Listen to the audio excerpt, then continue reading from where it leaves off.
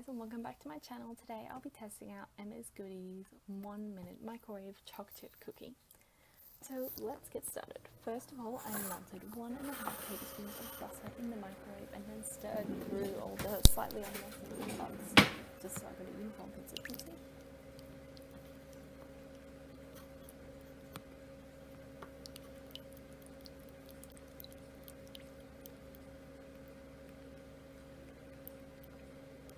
Okay, that looks about right.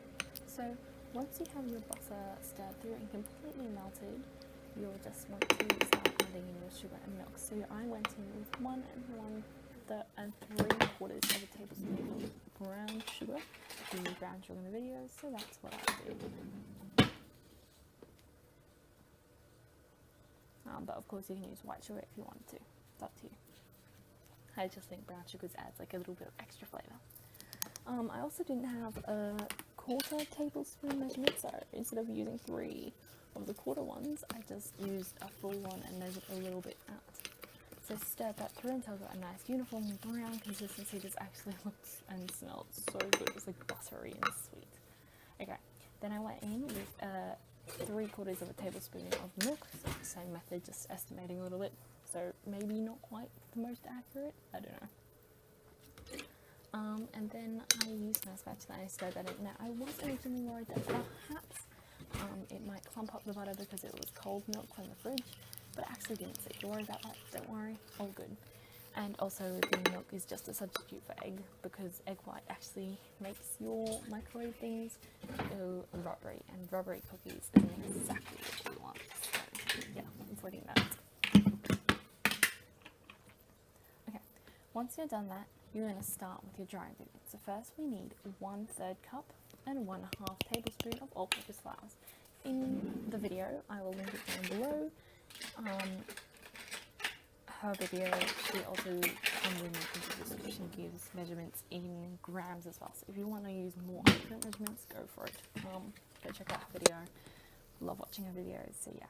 I also then added in 1/8 teaspoon of baking soda and a pinch of salt. As to the flour, don't forget to use plain flour, all-purpose flour. Let me know in the comments, do you call it plain flour or do you call it all-purpose flour? I used to get them really confused until I realised they're the same thing, so yeah. And then using my spatula, I'm just going to fold in my dry ingredients.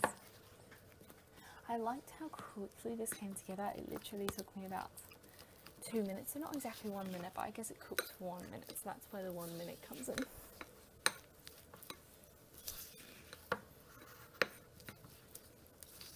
Okay, that looks about right, almost done mixing. Yeah. Okay, she used chocolate chunks from a chocolate bar, so I thought I'd copy. She said you could use chocolate chips. I was like, well, I'm going to go for the chunky rustic look. So I just got out some compound chocolate, cooking chocolate. Doesn't matter what quality, obviously the nicer it is, the better, but I didn't have really good quality chocolate, so I just had to use what I got. Got a knife, cut them roughly decent sized pieces. As you can see, I do like nice big chunks of chocolate in my chocolate chip cookies. That's about 4 blocks there, but obviously, like, it's totally up to you how much chocolate. And if you don't want chocolate, you don't even have to put chocolate, but I think decent amount of chocolate makes these cookies that much better. So then I gave it one last stir. I did notice my mixture felt a lot drier than hers looked in the video, so I was a little bit worried about that. But it turned out okay in the end. So I stirred through my chocolate chunks, and then I was like, well, this is hard because it was a little bit dry. So I was like, let's go in there with my hands. So that's what I did. And so I used my hands and I brought it together into a dough. You can see it was quite dry, so that was a little bit difficult to do, but eventually got there after a bit of struggling, and I rolled it into a ball. The next step is to get out some parchment paper. So this is not the baking paper, which is completely non-stick. It doesn't have to be, it's more expensive to get that stuff. I just use the greaseproof paper or parchment paper, which you can buy, which is super cheap from any local grocery store. I just got one from Coles.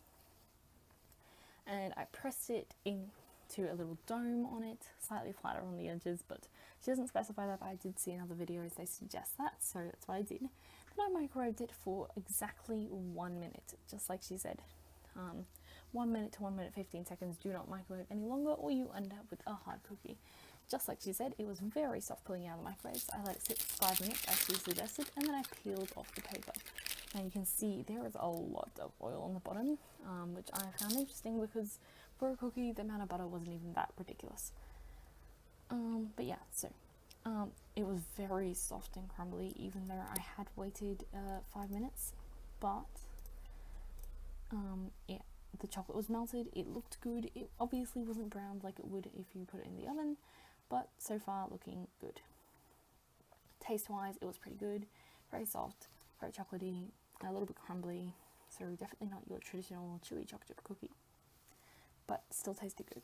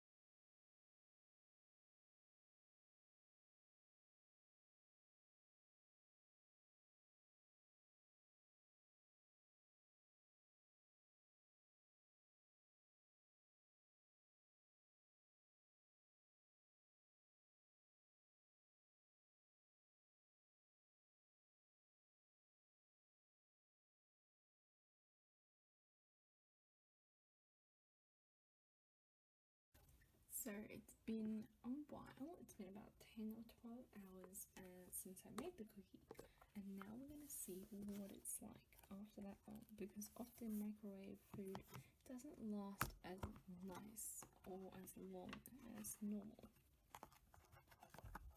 So at first glance I can tell a few things. For one, the chocolate's actually still half melted, which is impressive, but I think that could just be a result of using compound chocolate.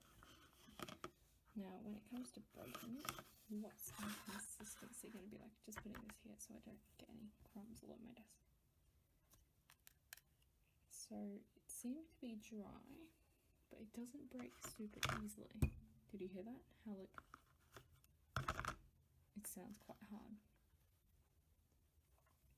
Taste-wise, it tastes really good still. It's a tiny tad drier, but that can be expected as it's had time to dry out, and being microwaved, it does that. It takes the opportunity to dry. It doesn't look as good because the chocolate's not melted and gooey as it was before, but in terms of flavour, it's still very nice. It is quite crumbly. It was decently crumbly before. Texture and the flavour are not much different from after waiting about 5 minutes, except for that the chocolate is, although melted, not completely. It's not oozing everywhere.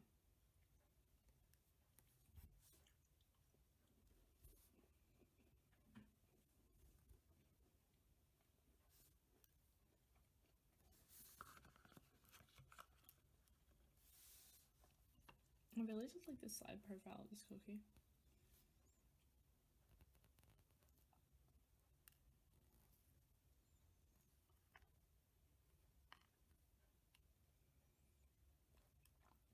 Look at that.